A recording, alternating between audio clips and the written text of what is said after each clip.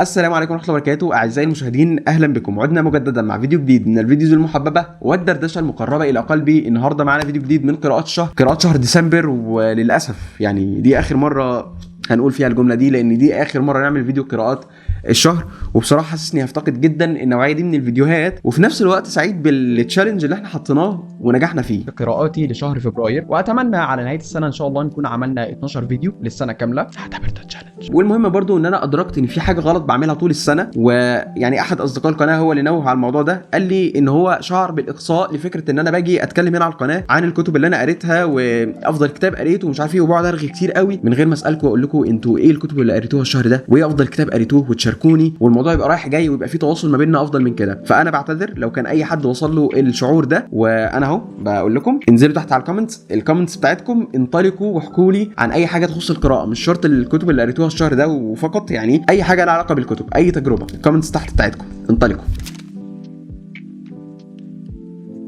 الكتاب الاول في قراءات شهر ديسمبر هو كتاب رسائل خربر لسي اس لويس. سي اس لويس بيدعي او بيتخيل ان في مجموعه رسائل بشكل ما وقعت تحت ايديه، ومجموعه الرسائل دي جايه من العالم السفلي، مبعوثه من احد كبار الشياطين اسمه خربر، باعتها لابن اخوه الشيطان الصغير علقم. وخربر بيحاول جاهدا انه يعلم علقم ازاي يغوي بني الانسان، وازاي يبعد بني الانسان عن طريق الحق وعن طريق الايمان. طبعا في الرسائل دي بنشوف ازاي ابليس ذكي جدا، وازاي ان هو بيحاول يوقعنا. خربر بيقول لعلقم خلي زبونك اللي هو احنا يبص للايمان كحاجه روحانيه وبس، وخليه يضفي نوع من القداسه على رجال الدين، وبعدين بقى اصرف انتباهه مثلا لشكل لحيه رجل الدين ده او شكل هدومه. كل ده قادر انه يصيبه بالاحباط وخيبه الامل لما يشوف حاجه مش عاجباه في المظهر الخارجي بتاع رجل الدين ده، سواء شكل لحيته او الهدوم اللي هو لابسها. وبصراحه واحده من الحاجات اللي انا بتامل فيها واللي كان ليا تجربه معاها وانا صغير، لما سمعت لاول مره عن فكره انه في معركه حصلت ما بين الصحابه، الموضوع بالنسبه لي كان صادم ساعتها، لانه بالنسبه لي ساعتها كان في نوع من القداسه كده عن الصحابه، وكنت متخيل ان هم معصومين من الخطا. فاعتقد برضو ان الفكره دي مماثله، وانه لازم احنا نحط كل حاجه في نصابها. فخربر بقى بيقول لعلقم ايه، خلي زبونك يعتدي الامور، وخصوصا بقى ايه الامور الدينيه. لما الامور تبقى اعتياديه وروتينيه بالنسبه له مش هيحبها، وبالتالي مش هيعملها. وعشان كده الحمد لله احنا كمسلمين بالنسبه لنا دايما لازم يكون في خشوع في الصلاه وتعظيم واستشعار لعظمه الله سبحانه وتعالى، وده دايما بيخلي الانسان في حاله ايمانيه اقوى من اللي قبلها، وبالتالي ده هيدفع فكره الروتينيه واعتياديه الامور. فكره ثانيه برضو عجبتني في الكتاب، ففي الواقع ان اضمن طريق الى جهنم هو الطريق التدريجي، ذلك المنحدر اللطيف اللين تحت الاقدام، الخالي من المنعطفات المفاجئه ومن المعالم الهاديه واللافتات الموجهه. عمك المحب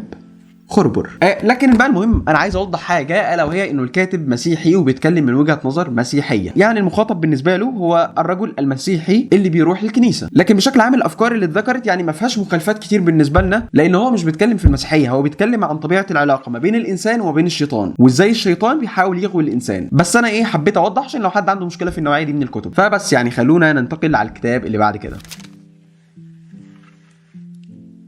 الكتاب الثاني هو كتاب الإلحاد في مواجهة نفسه لدكتور سامي عمري. طبعا العلم تطور بشكل كبير جدا، والإنسان اكتشف حاجات واكتشف عوالم ما كانش يتخيل وجودها من الأساس، لكن ده زي ما كان بيمثل قوة حجة ودليل للمؤمنين على وجود الله، برضو ده كان سبب في إن البعض ينكر وجود الله. الكتاب بيبتدي بمقدمة وتساؤل مثير الحقيقة، ليه كتير من البشر مش بيمشوا في الطريق اللي هم معتقدين إن هو ده الحق؟ ليه بيبقوا عارفين إن طريقهم في الشرق ورغم ده يمشوا في اتجاه الغرب؟ لقد كانت نفسي تهفو إلى شيء واحد لعلي ألخصه في كلمة واحدة: التناسق، الكونسستنسي. كان مطلبي أن تسير الرجلان معا إلى المطلب الذي ترنو إليه العينان، وأن ترنو العين إلى حيث يرصد العقل طريق النجاة، أن يكون العقل والقلب في وحدة واحدة لا تنفصم، وعناق لا يكل، فلا مشاكسة بين هدايات العقل وأحلام الروح، ولا تنافر بين نهايات الفكر وسعي الجوارح. كان سؤالي لماذا لا تنحت مسارات دبيبنا على الأرض بعقل يفي لما نعتقد بالطاعة؟ لكن بقى هو ركز بعد كده بقى على أفكار الإلحاد. ليه الملحدين مش بيلتزموا بلوازم أو تبعات الإلحاد بيقول إن الإنسان مجرد خلف لشوية كائنات صرعت من أجل البقاء، كان سمكة وبعدين بقى من جنس القردة الجنوبية لحد ما تطور وبقى الإنسان العاقل. ليه الملحدين مش بيلتزموا بلوازم الكلام ده؟ لوازم الكلام ده أو تبعاته إنه الإنسان مجرد بهيمة مسلوبة الكرامة، وإنه حياة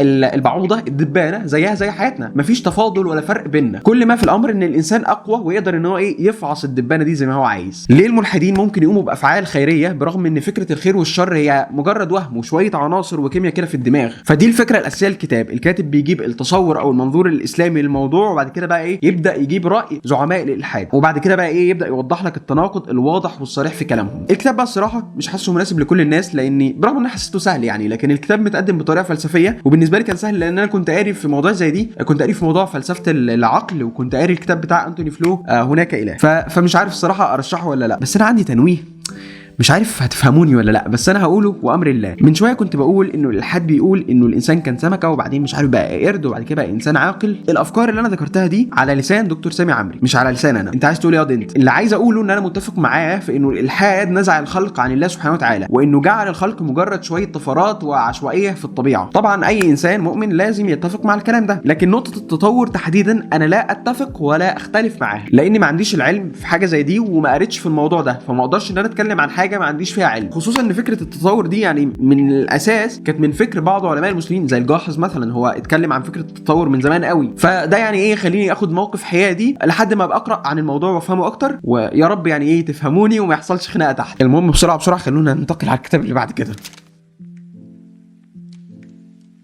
الكتاب الثالث هو كتاب لماذا نصلي للشيخ محمد اسماعيل المقدم. الكتاب اللي انا اخدته هديه من اخويا احمد مصطفى، تسلم يا اخويا. طبعا الصلاه هي اعظم اركان الدين بعد الشهادتين، وهي عمود الاسلام، لانك في الصلاه بتبقى متصل مع المنبع اللي هو ربنا سبحانه وتعالى، لان احنا كبشر لا حول لينا ولا قوه، فازاي هيبقى ليك حول او قوه وانت مش متصل مع مصدر القوه؟ ثانيا ودي حاجه انا دايما بتامل فيها، ايه الحاجه اللي انا بعملها وتقول ان انا مسلم؟ دلوقتي انا خلاص قلت الشهادتين، اشهد ان لا اله الا الله واشهد ان محمد رسول الله، ايه بقى اللي بعد كده بيميزني؟ الخلق الحسن. ما في ناس غير مؤمنه وعندها خلق حسن. هتقول لي الزكاه، هقول لك ما في ناس غير مؤمنه وبتتصدق. بص ما فيش حاجه بتميز المسلم عن الكافر غير الصلاه، وطبعا يعني مش الغرض من الصلاه ان بنعملها عشان نبقى مميزين وكده، لا دي حاجه ربنا فرضها علينا واحنا في امس الحاجه اليها. الصلاه كافيه ان هي تغير حياتنا بجد لو صلينا بخشوع وسكينه واطمئنان، لاني مش متخيل الحقيقه ان في انسان ممكن يقف 5 مرات في اليوم قدام ربنا سبحانه وتعالى وهو ساكن ومطمئن، وبعدين يطلع يتكبر على الناس ويؤذي الناس. ان الصلاه تنهى عن الفحشاء والمنكر، فالصلاه ما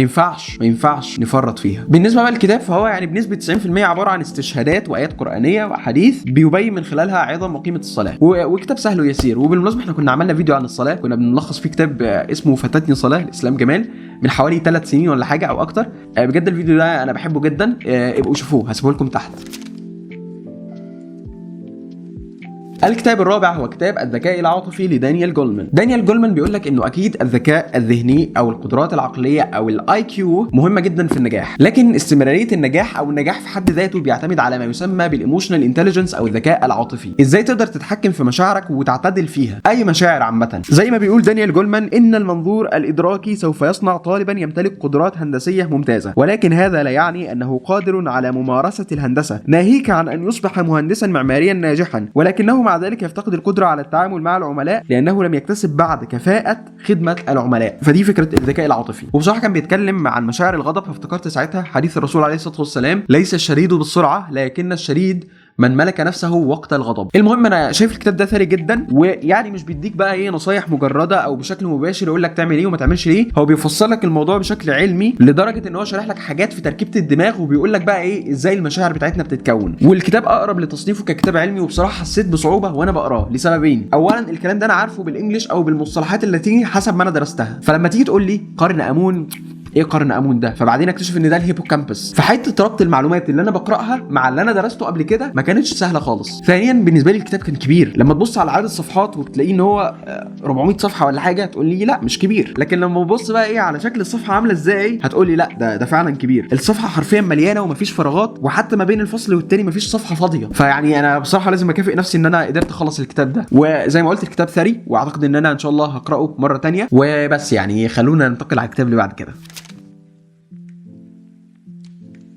الكتاب الخامس هو كتاب قلق السعي الى المكانه لالان دو بوتون. الكتاب بيقول لك انه في العصر اللي احنا عايشين فيه، العصر الرأسمالي الحديث، الانسان بقى بيعاني من مشكله ما كانش الانسان البسيط اللي كان عنده ارض وبيزرعها وعنده بيت بسيط ومش عارف ايه، لا في تكنولوجيا بقى ولا ادوات، ما كانش بيعاني من المشكله دي. والمشكله دي هي عدم راحه البال، وانه الانسان الحديث بيعاني من مشكله الخوف من عدم الوصول، الخوف من عدم تحقيق النجاح في الكارير، الخوف من الفشل، والخوف من عدم تحقيق الثروه. الكتاب عرض الفكره بشكل ممتاز وجايب الموضوع بشكل تاريخي متدرج. بيقول لك انه الناس زمان زمان كانت معتقده ان ربنا خلقها كده غني وفقير، الغني بيفضل طول عمره غني والفقير بيفضل طول عمره فقير، وانه حاجه زي الثروه والملك حاجه بيتم توارثها من جيل للتاني، فبالتالي المكان اللي انت مولود فيه بيحدد نصيبك في الحياه هيبقى عامل ازاي. لكن مع مرور الوقت ووصولنا للعصر الحديث بدات تحصل شويه اصلاحات زي الدعوه للمساواه، وانه المناصب تدار حسب الكفاءه وما تبقاش المناصب حاجه كده ايه بتتورث من الاب للابن وهكذا. فنتيجه لده كل انسان بقى متاح ليه ان هو يغير حاجه او انه يكون الشخص اللي هو عايز يكونه او يوصل للمكان اللي هو عايز يوصل لها، عندما تلغى جميع الامتيازات الناجمه عن المولد والثروه، وعندما تكون كل مهنه متاحه امام كل شخص، فان اي رجل طموح قد يعتقد انه من السهل ان ينطلق في مسيره مهنيه عظيمه وانه مدعو لشيء اخر غير المصير المشترك لعامه الناس. لكن مع المساواه ومبدا الكفاءه ده ظهرت مشكله ثانيه الا وهي قلق السعي الى المكانه. دايما في سعي وهروله للثروه للمناصب للمكانه، ولو ما حققتش حاجه وما وصلتش هينظر الي نظره احتقار لان ماليش عذر، كل حاجه بتدار حسب الكفاءه، فايه عذرك بقى؟ فبيبقى فيه زي وصمه عار تجاه حاجه زي الفقر، انت ايه عذرك؟ سوري على الاستشهادات الكتير دي بس انا فعلا ما بقدرش ان انا ما اشاركش الاستشهادات الجميله دي. عندما كانت تحكم الدوله سلطه ملكيه مسنوده بالارستقراطيه فقد حظي المجتمع ورغم بؤسه بالوان عديده من السعاده التي صار من الصعب ان يتم تقديرها اليوم. آنذاك لم يرى الناس بالمره اي امكانيه لوضع اجتماعي غير ذلك الذي كانوا يعرفونه، ولم يتطلعوا بالمره لان يصبحوا مساوين لقادتهم، وهكذا لم يطرحوا اسئله بشان حقوقهم، لم يساوروا نفور ولا احساس بالمذله في اذعانهم للمشاق والتي بدت لهم مثل امراض لا مناص منها ابتلاهم الله بها. اعتبر العبد دونيته نتيجه لنظام طبيعي لا تبديل له، وبالتالي تاسس نوع من التآلف بين طبقات بينها فوارق هائله في المزايا بسبب الثروه. يمكننا ان نجد التفاوت في المجتمع لكن نفوس الناس لم تكن ذليله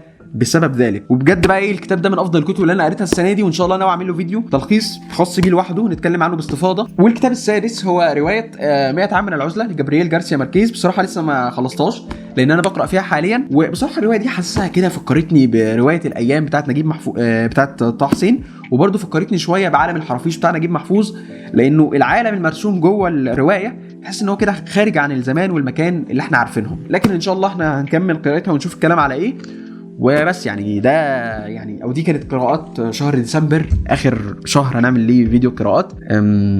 مش عارف اقول ايه. انتظروا بقى فيديو الحصاد بتاع السنه هينزل بكره ان شاء الله. هنعمل زي تجميع كده لكل الكتب اللي قريناها، وهنشارك برضو افضل كتاب قريناه في السنه. وبس يعني اشوفكم على خير ان شاء الله. مع السلامه.